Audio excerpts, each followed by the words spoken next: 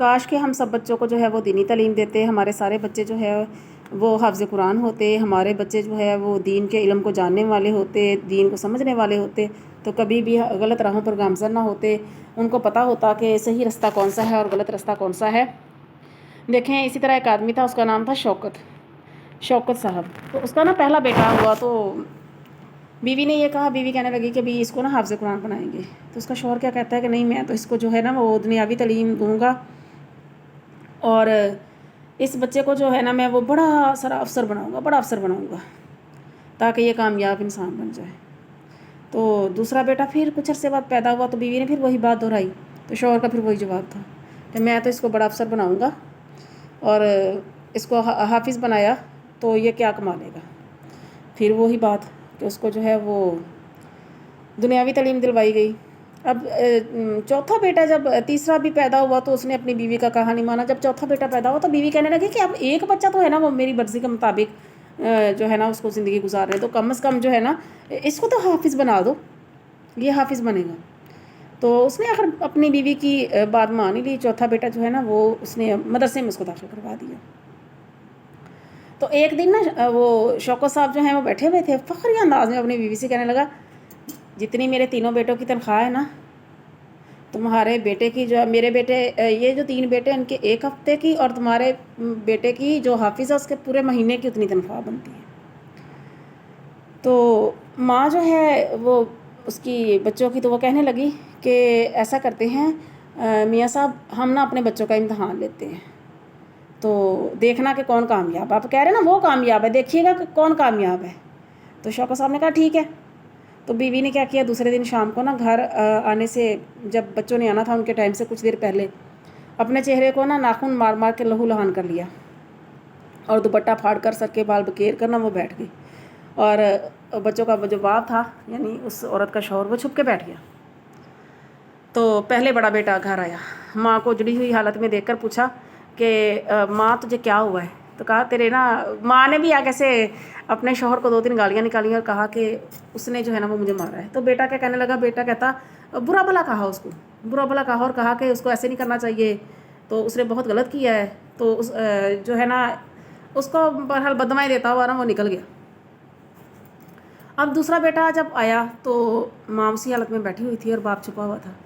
پوچھا کیا ہوا ہے؟ تو ماں نے 2-4 اس کو سنا کے اس کے باپ کے نام پہ تو اس کو بتا دیا کہ بھی جو ہے نا تیرے باپ نے مجھے مارا ہے۔ تو اس نے بھی اپنے باپ کو برا بھلا کہا اور وہ اپنے کمرے کو چلا گیا۔ اسی طرح تیسرے بیٹے کو بھی ماں نے جو ہے وہ گھڑی کہانی سنائی، جھوٹی کہانی سنائی۔ تو تیسرا بیٹا جو تھا وہ طبیعت کا بڑا تیز تھا، اس نے باپ کو 4 گالیاں نکالی اور کہا کہ گھر آنے تو بڈھے کو پتہ لگاتا ہوں۔ باپ سب کو سنتا اور دیکھتا بھی رہا اور خون کے آنسو بھی روتا رہا۔ اسی اسنا میں چھوٹا بیٹا جو ہے نا وہ گھر آیا تو ماں کی حالت کو دیکھا تو اس کو نا بہت دکھ ہوا۔ وہ جلدی سے ماں کے نا قدموں میں آ کے بیٹھ گیا اور ماں سے پوچھتا ہے کہ ماں جی تجھے کیا ہوا ہے؟ ماں نے وہی جھوٹی گھڑی ہوئی کہانی سنا دی۔ تو بیٹے نے کہا، ماں کا ہاتھ پکڑا اور سمجھایا کہ امی جان، ابو آپ کا سب کچھ ہیں، باپ سے بھی زیادہ حقوق شوہر کے ہیں۔ اگر میرے ابو نے آپ کو کچھ کہہ دیا تو کیا ہو گیا، آپ نے ابو کو کچھ کہا ہوگا تو یہ نوبت پیش آئی ہے نا۔ امی جان جس نے اتنا عرصہ پیار محبت سے خوشیاں دی، آج اگر وہ ابو ہمارا تھوڑی سی سختی کے ساتھ پیش آ گیا نا تو آپ اس کو برداشت کریں، صبر کریں، اس میں غم نہ کریں۔ تو بیٹا کہنے لگا کہ امی جان، میٹھا کھاتے کھاتے اگر تھوڑا کڑوا بھی آ گیا تو کیا پرواہ۔ والد یہ سب کچھ سن اور دیکھ رہا تھا، برداشت نہ ہوا تو بھاگ کر باہر آیا اور اپنے اسی بیٹے کو گلے لگا کر پھوٹ پھوٹ کر رونے لگا۔ بیوی نے شوہر سے پوچھا، بتاؤ کہ اب کون کامیاب ہے؟ تو شوکت صاحب جو ہیں وہ اس کو احساس ہوا کہ بیوی کا فیصلہ جو تھا وہ کتنا صحیح تھا اور میں کتنا رونگ تھا۔ جن بچوں کو اچھے مستقبل کے خوابوں کے لیے اچھے اسکولوں میں اعلیٰ تعلیم دلائی، دنیا کی ہر آسائش دی، ہر خواہش پوری کی، لیکن وہ یہ بھول گئے کہ ماں باپ کے آداب انگلش کی کتابوں میں نہیں سکھائے جاتے۔ ماں باپ کے حقوق سے آشنا تو قرآن و حدیث ہی کرواتا ہے۔ ماں باپ سے کیسے پیش آنا ہے، اس کے ساتھ کیسا رویہ اپنانا ہے، یہ قرآن اور حدیث ہی سکھاتا ہے۔ آج شوکت صاحب کو احساس ہوا کہ جن بچوں پر لاکھوں لگا کر ڈگریاں دلائی ہیں نا وہ سب جیلی نکلی۔ اصل سرمایہ تو وہ بچہ ہے جس نے صفوں پر بیٹھ کر دین پڑھا اور اہل علم کی صحبت میں رہ کر اس نے کتنی اچھی تربیت پائی۔ اس نے دیکھیں باپ کی عزت کر کے دکھا دی اور ماں کو سمجھا دیا۔ تو دینی تعلیم بچوں کو دیں، ضرور دیں، دنیاوی تعلیم بھی دیں۔ میں یہ نہیں کہتی کہ دنیاوی تعلیم جو ہے وہ اب ختم کروا دے، دنیاوی تعلیم کے ساتھ ساتھ دن میں 1 گھنٹہ یا آدھا گھنٹہ ضرور نکالیں اور بچوں کے ساتھ بیٹھیں، ان کو جو ہے وہ قرآن پاک کی تفسیر بتائیں، ان کو احادیث کے بارے میں بتائیں، ان کو ہمارے صحابہ کرام کی باتیں سنائیں۔